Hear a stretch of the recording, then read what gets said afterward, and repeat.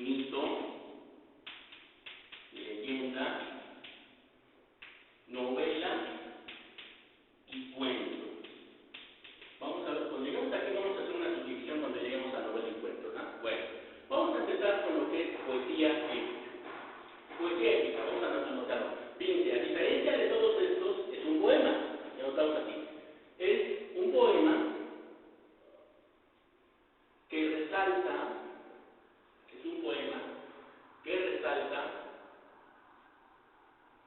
valores nacionalistas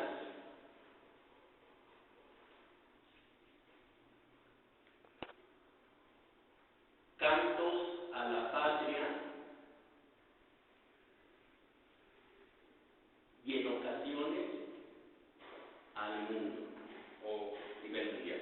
Bueno, ¿qué tipo de poemas épicos existen? ¿Cuál creen ustedes que sean poemas épicos? Pues por decirte que parezca el himno nacional. Si ustedes lo leen, es un poema épico, porque habla precisamente de la lucha histórica que se dio en ese momento. Hay que acordarse, acuérdense ustedes, que ese poema, ¿quién fue el autor del himno nacional mexicano en letra? ¿Se acuerdan?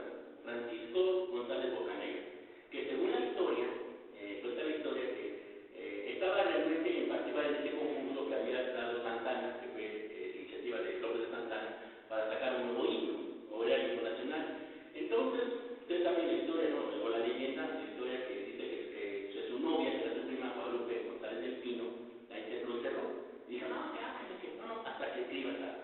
Y sí, escribió este poema, es un poema que curiosamente eran 10 estrofas, pero se quitaron primero 2. La cuarta estrofa estaba dedicada a Santa Ana, decía más o menos así: el guerrero inmortal desenguala que levanta su brazo terrible como rayo torrente increíble, extendió el tendón tricolor.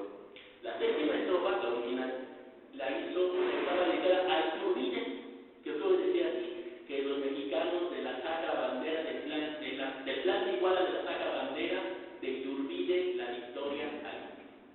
Pero no es el único caso. ¿Qué otro caso tenemos? La Marsellesa. La Marsellesa también es un poema épico.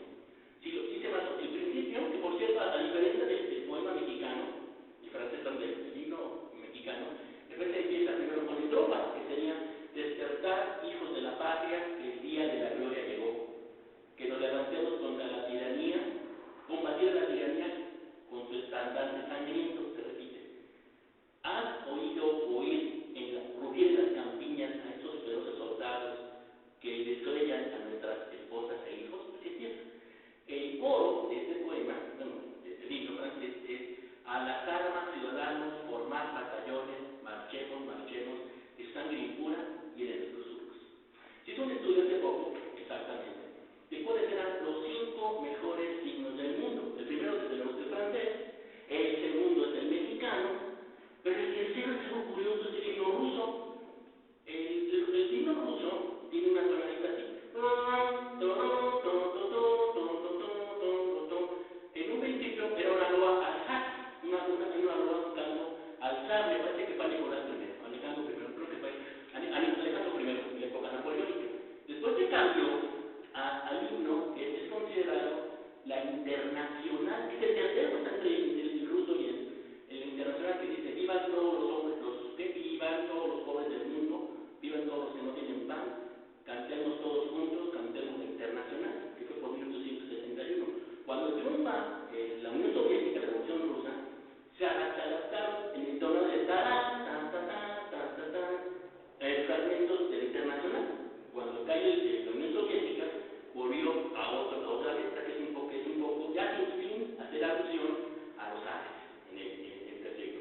El cuarto himno, según este estudio, es el de la Gran Bretaña, que es: Dios salve a la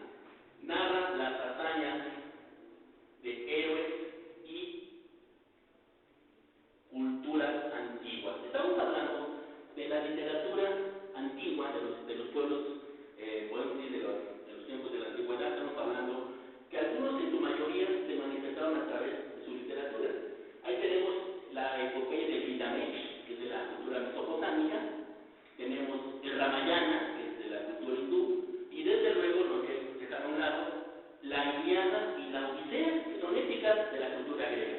La Eneida, muchos le llaman a Roma, no, la Eneida de Virgilio es la continuación, precisamente, de la Ilíada, ¿sí? Entonces la epopeya habla sobre sucesos de culturas antiguas. De hecho, ya en la Odisea es algo curioso, compagina seres mitológicos, ¿verdad?, con la historia de Grecia, que es en este caso la guerra del Peloponeso, entre Esparta y Atenas. Y hay algo muy curioso.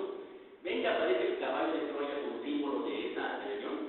Pues da la casualidad que solo aparece apenas unos cachitos, o sea, apenas se menciona en la Ilíada. Es algo curioso. Sí, yo sé que los voy a decepcionar, pero ni modo. Bueno, ni modo. Vamos a continuar. Mito. Fíjense, hacen una cosa, muchachas. Mito y leyenda son distintos, ¿sí? Vamos a ver qué es el mito. El mito es un relato ficticio, pero aquí viene lo más importante. Es un relato ficticio con un sentido mediático, ¿sí? Con un sentido mediático. ¿Qué quiere decir eso de un sentido mediático? ¿Cómo qué le suena? Mediático. ¿Cómo qué le suena? Como que va a generar algo que a la gente la asuste y la someta. ¿Cuál es el mito más conocido? Los nahuales. ¿Cuál otro? El chupacabras. Y ahorita, ¿cuál sigue? Fíjense, imagínense que en los años 70 decían que había vampiros en el metro. Serio, había vampiros en el metro cuando empezó el metro ya hace 46 y tantos años. Pero vamos a ver la diferencia con la leyenda. La leyenda es esto. La leyenda es, vamos a anotarlo, la leyenda es relatos, esto es muy interesante, muchachos. Son relatos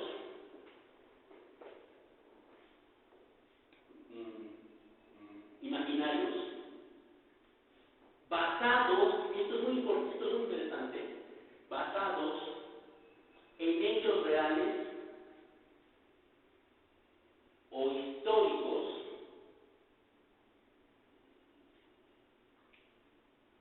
que se transcriben de generación en generación. ¿Sí? En este caso, ¿cuál es la leyenda más conocida? La Llorona, ¿verdad? ¿Cómo la han hecho leyenda? Esta leyenda tan famosa, ¿cuál es la versión que hemos escuchado? ¿Se acuerdan cómo es la versión que hemos escuchado, verdad? Que es una mujer despechada, que mata a sus hijos, que los ahorca, que los apuñala, que los ahoga. Ya no va cambiando eso, ¿eh? Y todo eso. Sin embargo, ¿de dónde viene? Hay muchos orígenes. Uno de ellos aparece en la Ilíada, precisamente. Es en alusión a una persona, una mujer que se llama Hecuba. Esta, según en la Ilíada, era una mujer que lloró la muerte de sus hijos durante la guerra de Troya, en la guerra entre atenienses y troyanos. Pero la versión mexicana, esto lo toma como base en un maravilloso libro que es de Miguel León Portilla, te lo recomiendo, La acción de los vencidos.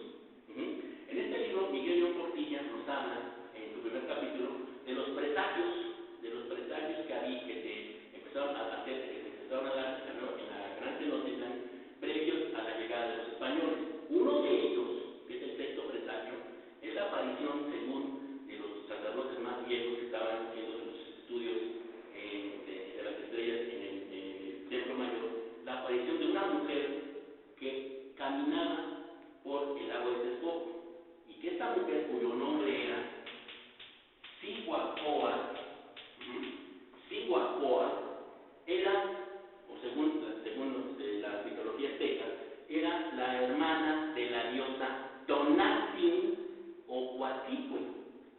Vean de quién estoy hablando, ¿eh? Tonantzin o Coatlicue. Bueno, en este caso es más bien Tonantzin. Y esta mujer, Cihuacóatl, estaba ya presentía, o estaba avisando, dando el presagio de la destrucción del poderoso imperio mexica. Pero en lugar de decir, oh, mis hijos, no, decía esto: hijos míos, ¿a dónde iréis? ¿A dónde iréis? Y después la leyenda se hizo, pues imagínense ustedes cómo aquí, fíjense qué curioso, el cine mexicano ha hecho películas de Llorona, pero muy malas.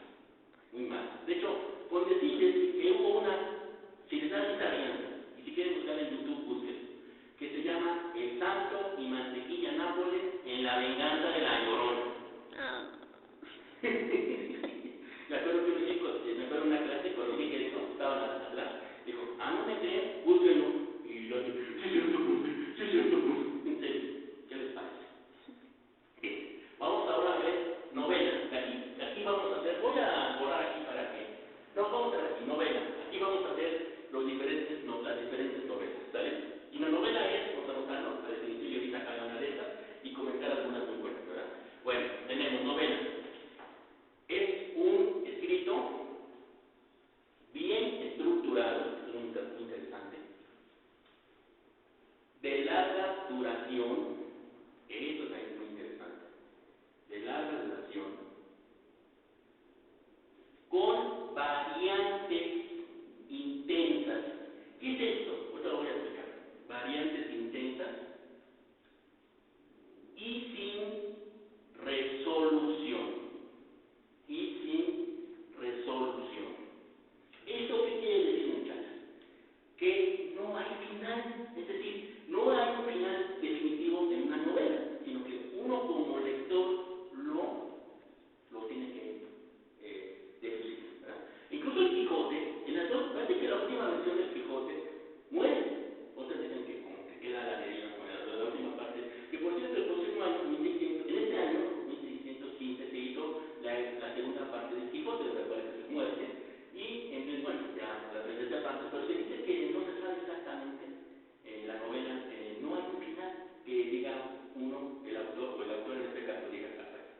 Vamos a ver la división de clasificación de las novelas, que son, vamos a anotarlas, históricas, picarescas, caballerescas, costumbristas,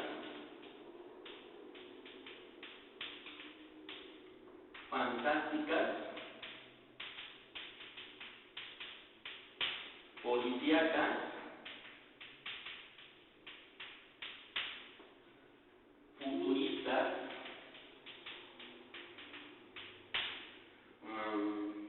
homónimas, y gráficas. ¿Sí? Estas actualmente están muy de moda y sobre todo han ganado un gran boom. Vamos a ver. ¿Sí? Vamos a ver entonces novelas históricas. Vamos a notar la definición y algunas novelas que son estas. Novelas históricas. Están basadas, esto es muy importante, están basadas o forman parte, esto es muy interesante, o forman parte de un hecho histórico. Están basadas o forman parte de un hecho histórico. Vamos a ver qué novelas son muy actuales en ese sentido. Yo voy a poner aquí para hacer lo que vamos a poner ahorita. ¿Sí?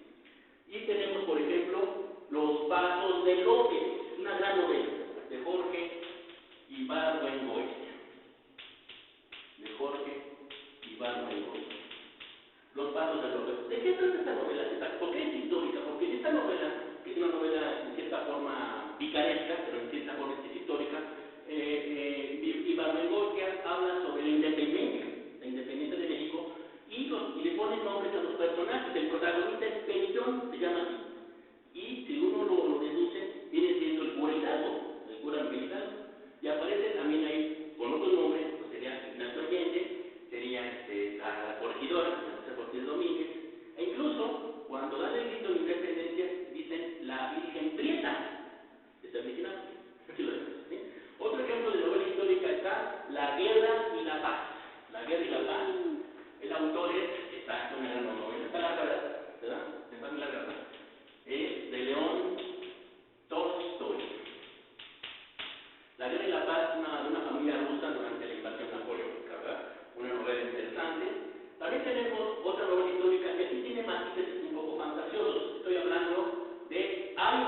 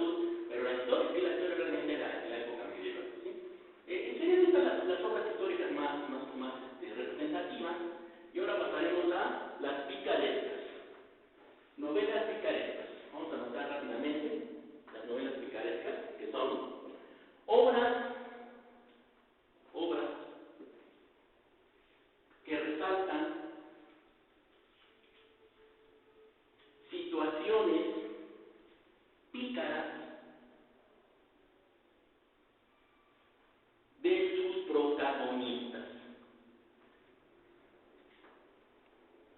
O sea, es una persona pícara, que es traviesa, que es maliciosa, que hace varias cositas, ¿verdad? Y ahí precisamente tenemos un clásico, el Lazarillo de Tormes, exactamente, ¿verdad? Que es autor anónimo, ¿verdad? Es autor anónimo. También tenemos una mexicana que seguramente la habrán leído en la primaria, me imagino, El Peitillo Sarmiento, de José Joaquín Fernández de Lizalde, ¿verdad? José Joaquín Fernández de Lizalde, que es una obra picaresca de este personaje que mete situaciones más o menos ubicadas y por los números en la época de la independencia. Podría ser más histórica, sin embargo, por la situación del personaje, pues sí es una situación picaresca, ¿verdad? Novelas caballerescas. Creo que esto no tiene presentación, pero vamos a anotarlo y vamos a ver por qué es caballeresca. Novelas caballerescas. Relatan las hazañas de caballeros andantes. De ahí su nombre. ¿Sí? De caballeros andantes. Y aquí tenemos pues, la máxima obra, según en las letras españolas. El nombre correcto quedó ya plasmado en la segunda parte, cuando Cervantes hace ya 500 años lo puso. El título quedó así: El ingenioso hidalgo Don Quijote de la Mancha, ¿verdad? En un lugar de la Mancha de cuyo nombre no quisiera acordarme, ahí empieza, una situación de un personaje. En realidad Cervantes, con esta obra, que es una crítica a las obras de caballería, cómo hace todas estas situaciones, que en realidad vienen siendo situaciones de la propia vida. Por ejemplo, una de las partes del Quijote, cuando está supuestamente lucha con un león, porque van unos leoneros, con dos leones, se para frente al león, según quiere luchar con el león lo ve, se sale y se mete, y dice, he vencido, soy el caballero de los leones, entre otros, ¿verdad? Y otro más conocido, el de la armadura, ¿verdad?, que la va a bendecir, el de los molinos de viento, tradicional. Y fíjense una cosa, hablando de este personaje, que enloquece tanto, que cada vez que hablaba con su escudero, con Sancho Panza, ¿verdad?, cada vez que ocurría que Sancho decía, mi señor, eso que veis ahí, bueno, los motos, los monos, esos que veis ahí no son gigantes, son molinos. Cada vez que eso ocurría, Don Quijote le hablaba de una obra, de un cierto personaje. Le iba narrando y así justificaba sus luchas. Pero algo muy importante de esta novela es que la idea principal es que hay que defender el ideal de uno. Por eso es una obra, cuando alguien dice es un quijonesco, significa que alguien debe defender. Otras obras caballerescas están El mío sí, Los cantares del mío sí, que el autor es anónimo. ¿Y cómo se supieron estos cantares? Bueno, fue a través precisamente de aquellos juglares que iban en toda la España medieval, algo así como los corridos revolucionarios, y más actuales otra cosa. Aquí entrarían pues algunas obras un poco fantásticas como Robin Hood, que es anónimo también, y El Rey Arturo. De hecho sí existe la obra, ¿eh? El libro se llama Los Caballeros de la Mesa Redonda. Se puede considerar como un libro de caballería, porque en efecto el personaje existe, el mago también existe. Pero fíjense que en otras obras, cuando entremos a Costumbristas, donde están los tres mosqueteros, el personaje no es real, existe. Y precisamente vamos con novelas costumbristas. Novelas costumbristas son aquellas que relatan, ¿qué notamos? Aquellas que relatan costumbres y tradiciones de pueblos o personajes, ¿verdad? Costumbres o tradiciones de pueblos o personajes, ¿sí? En este caso tenemos entre obras costumbristas esta que es una gran obra del autor Manuel Painó, al que no me siga, Manuel Painó, Los bandidos de Río Frío. Y también algo muy aquí entrarían prácticamente todas las obras del llamado realismo mágico, de las obras del boom latinoamericano, como Cien años de soledad, es una obra costumbrista totalmente, lo mismo las obras de Paz, El mito de la soledad, entre otras. O sea, la novela costumbrista, el caso de Los mosqueteros, que podría ser una novela caballeresca, en sí no es costumbrista, entonces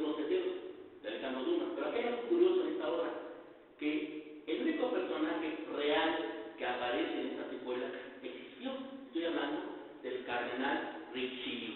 Ese sí existió, ¿sí? En la historia. De hecho, el general Richelieu era más rico que Luis Carlos. Bueno, vamos ahora con las obras fantásticas. Novelas fantásticas. Son aquellas, vamos a anotarlo así, son aquellas que nos hablan de seres maravillosos, de seres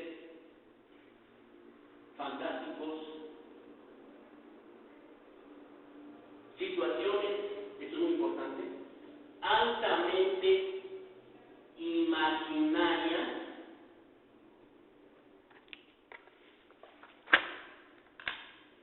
en ocasiones exageradas, pero que reflejan un ideal determinado, ¿sí? Y aquí, ¿a quién tenemos como principal protagonista, como principal representante de esta obra? Pues ni más ni menos que a Julio Verne. Julio Verne. Lo que muchos dicen que se adelantó a su época. Pues sí, porque de alguna forma Verne habla de situaciones que hoy vivimos. Por ejemplo, los 20.000 leguas de viaje submarino sobre la cumbre, el Superstar, de un submarino nuclear. O la vuelta al mundo en 80 días. Fue el primero que habló del cambio de horario, porque precisamente en la apuesta que hizo William Fogg, el protagonista, que es todo un lord británico, no sabía la hora, porque era un día antes. Entonces, cuando llega a Londres, llegó exactamente en la hora exacta. O sea, ahí hablaba del cambio de horario, cosa que todavía en esta época, para su época, aún no se daba todavía. Otro caso, una gran obra que a mí me encanta, que se llama Viaje al centro de la Tierra. Curiosamente, es algo curioso, nunca Verne viajó a Islandia. Ahí empieza la historia.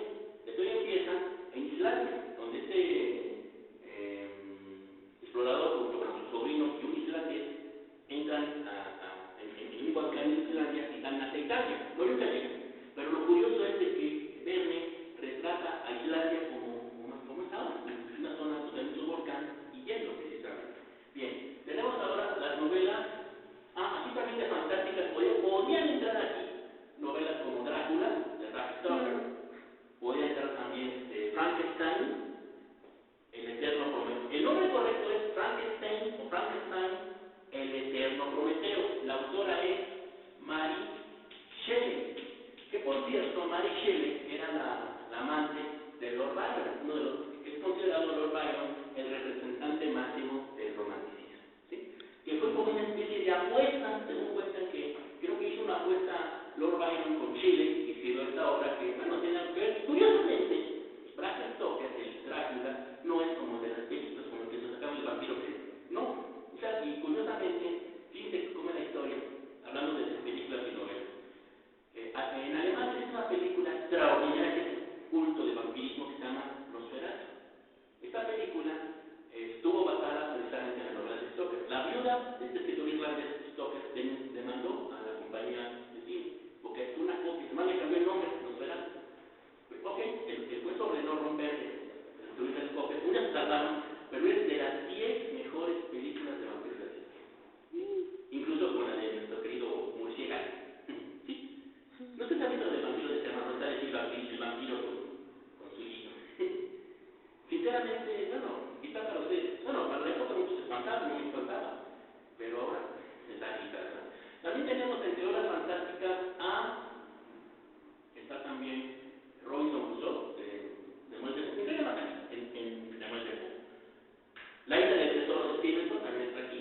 Ahora vamos con la novela policíaca. Vamos a anotar el nombre y quién es el creador de la novela policíaca. Vamos a anotar la definición chica, con mucho gusto. Vamos a anotarla. Novela policíaca. Relata crímenes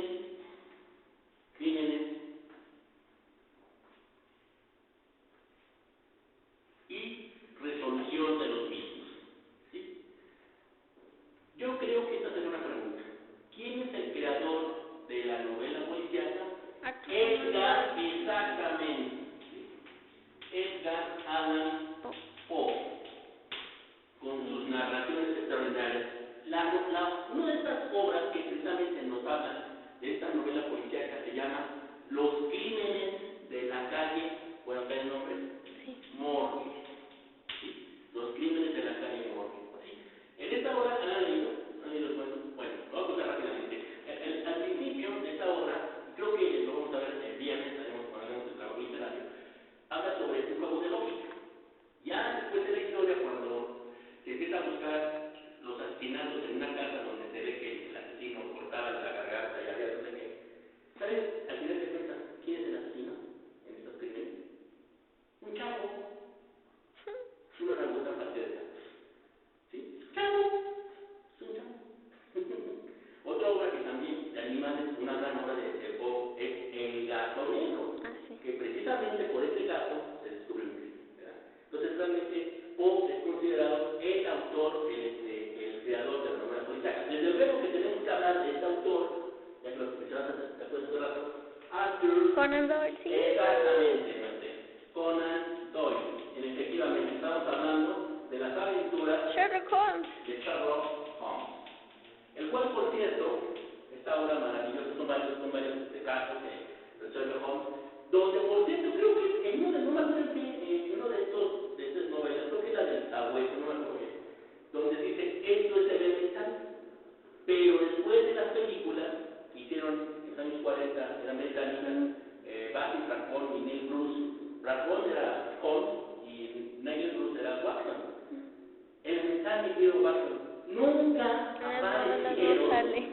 aparece en las novelas, si acaso, no me acuerdo cuál, creo que en el sabueso o creo que la del sabueso, aparece la de esto es elemental, y después de las películas de esta saga, en los años 40, que hicieron en Hollywood, decían elemental, mi querido Watson, como que se hizo, pero nunca fue una metáfora que aparecía en todas las obras.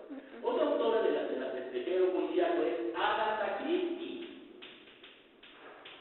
Agatha Christie, que es la autora de... Bueno, tiene varios autores. Christie, que está bien, ¿no? ¿Está bien escrito? ¿Verdad? Bueno, fíjense qué curioso de esta...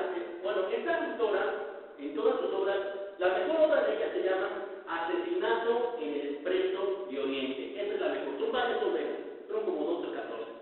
Pero la mejor, según los literatos, es Asesinato en el Expreso de Oriente.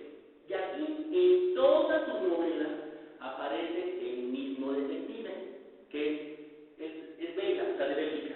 Me refiero, el nombre es Hércules Poirot, y según dice la historia, se basó Agatha Christie de un vecino que era de Bélgica, que no vivía en su condado, y de ahí tomó el nombre. Entonces, este era el detective, por llamarlo así, por excelencia de Agatha Christie. De todas sus novelas, repito, chicas, la mejor fue Asesinato en el Expreso de Oriente. De ahí tenemos a Truman Capote, una gran obra, buenísima, fuerte, por cierto. Truman Capote, A Sangre Fría. Una de sus mejores, creo que es una de las mejores, un ícono de la novela policíaca. Desde luego tenemos una novela mexicana, uno que ha sido poco conocido, que cumplió 100 años de es Rafael Bernal, El complot mongol. ¿Sí? Rafael Bernal. Apenas se escribió, tuvo 100 años de nacimiento, un poco lo conocen. Y aquí también entraría, como les decía, el caso Trinidad, y me preguntó, ¿la profe James Bond? Bueno, como se les había dicho, las obras de Bond son bestsellers, pero la que resultó ser la peor película de Bond fue la mejor novela, Al servicio secreto de su majestad. Es el Ian Fleming, que es el autor de cabecera de James Bond. ¿Ya la vieron? La de Bond, ahorita. ¿La que salió? La que salió. Ya. Bueno, no la he visto, ahora se lo la veo ahora con los boletos. Bueno, Ian Fleming, repito, es el autor, pero repito, de todas sus opiniones, es lo paradójico. La peor película de Bond fue su mejor novela.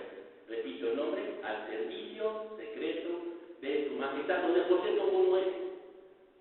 Bond muere. Hay que buscar, a ver si buscan y no se pueden encontrar. Repito, los días Al servicio secreto de su majestad. Vamos ahora a las novelas futuristas, muy interesantes. Novelas futuristas. Son aquellas, vamos a verlo, vamos a anotarlo, son aquellas que nos hablan de posibles futuros o de mundos futuros. Posibles futuros.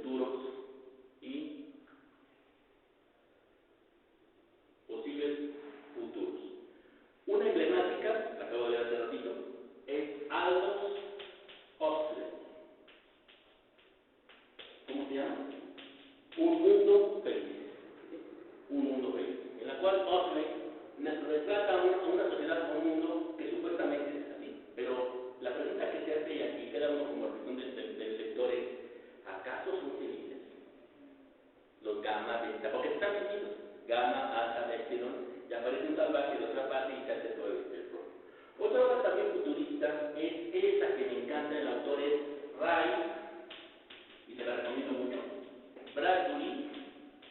Esta obra a mí me encanta, la leímos en mi taller, nuestro taller, Fahrenheit 451, una estupenda obra, que si la leemos, parece que Bradbury habla no del futuro, sino lo que estamos viviendo. ¿De qué trata? Es la historia de un bombero que se llama Mostack, es importante que sea protagonista de la historia, en la cual en un país está prohibido leer, porque leer es pensar, fíjense lo que esto es muy interesante, leer es pensar y pensar es revelarse.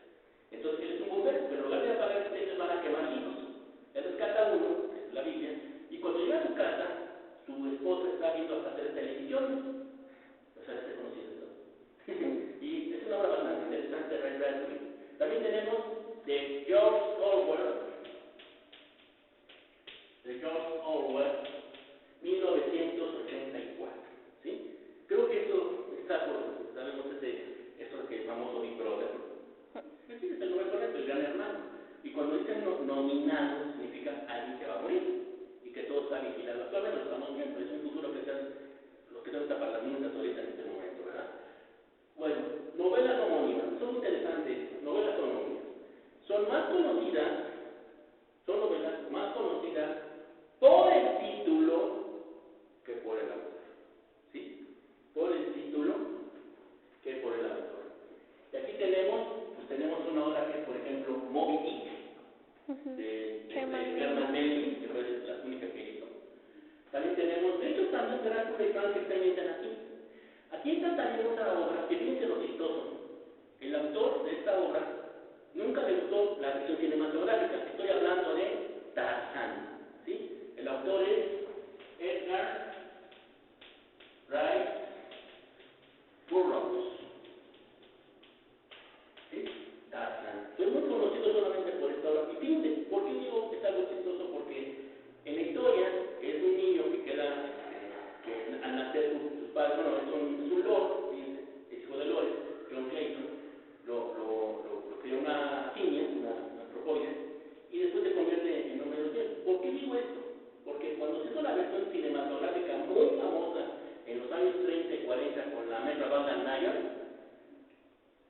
Burroughs nunca le gustó las películas que hizo la Metro Goldwyn Mayer con Johnny Weissmuller. ¿Por qué? Porque ahí, en estas películas, Johnny Weissmuller o Tarzán hablaba como un tonto. ¿Sí? Decía esto, Tarzán, no, blanco, hablaba como monosílabo. Pero si uno lee las obras, la obra de Tarzán, no, es un lord. De hecho, pues repito, él es un hijo de un lord. O cuando, les repito, cuando él crece y llega al lugar donde estaban sus padres, cuando habían muerto sus padres, recuerda, y es cuando se da cuenta que es un lord, es Lord Greystone, ¿sí? Y ahí empieza toda la cosa de varias historias, ¿sí? Que es un cómic también en su época muy bueno,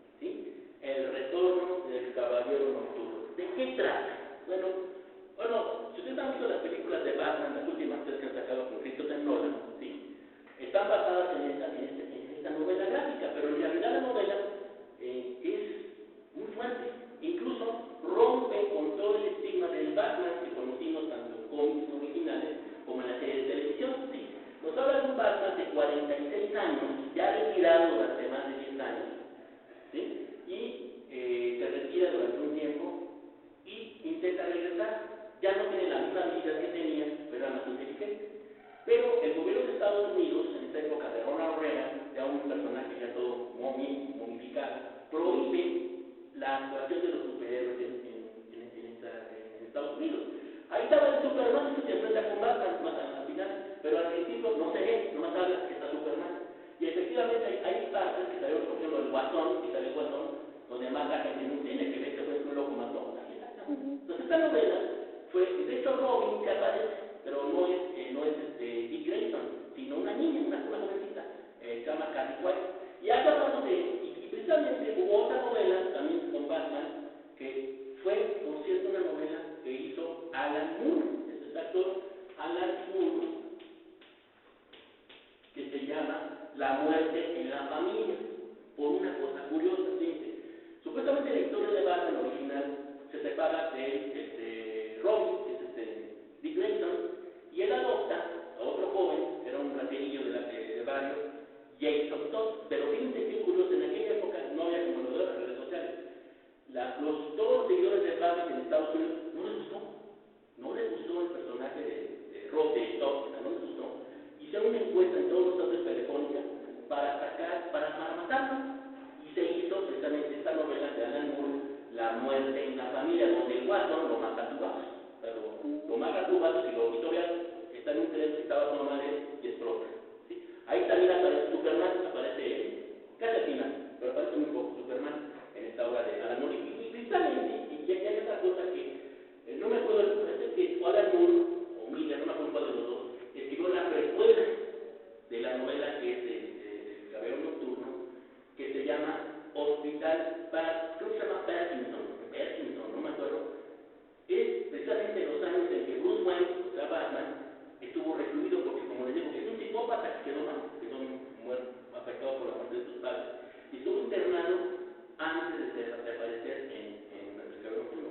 Creo que se llama Hospital Parkinson o Hopkinson se llama, Hospital Hopkinson. Creo que el autor, no sé si es Miller o uno de los dos, es el autor de esta, que es como la secuela de El Caballero Nocturno, ¿sí? O sea, la novela gráfica, a mi juicio, pues es bueno, es quizá esta, y fíjense la cosa, es muy difícil de conseguir la del Caballero Nocturno, creo que hay que pedirla por internet, está como en 200 pesos, buenísima. Bueno, vamos a terminar en este tema con cuento, ¿sí? No, cuento. Y vamos a anotar, y me van a perdonar muchachas, pero les voy a decir, vamos a ver los cuentos. Vamos a ver la definición de cuento. Cuento es relato corto, pocos personajes, mucha intensidad y algo muy curioso, con finales inesperados. Muchas veces espera uno que uno está pensando, ¿quién pasa esto, verdad? ¿Y por qué digo esto, muchachas? Porque desafortunadamente tuvimos un desgraciado que a mí me desgració la vida, Walt Disney. Todos los cuentos que hizo Walt Disney, más bien las adaptaciones que hizo de Walt Disney a esos cuentos que a muchos de niños, bueno, no me incluyo, son mentiras. Exactamente, son mentiras. ¿Por qué? Vamos al primer caso, Blancanieves. En la película, Blancanieves aparecen los 7 enanos con nombres, ¿verdad? Que Doc, Tontín, Tornudo, Dormilón, Enojón, Gruñón, ¿verdad? Bueno, en la obra original, que es el cuento de Harry y Wilhelm Grimm, los autores, no aparecen los nombres.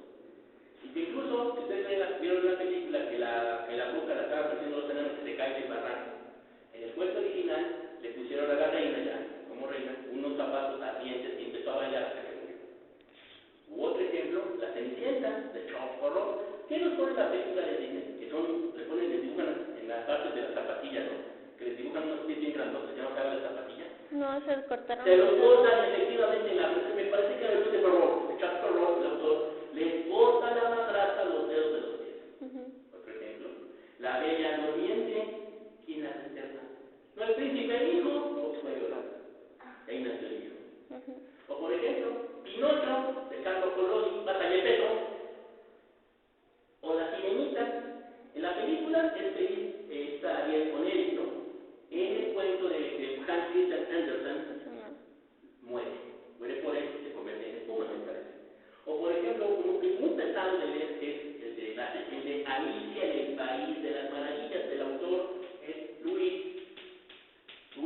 short. De hecho, es algo muy curioso.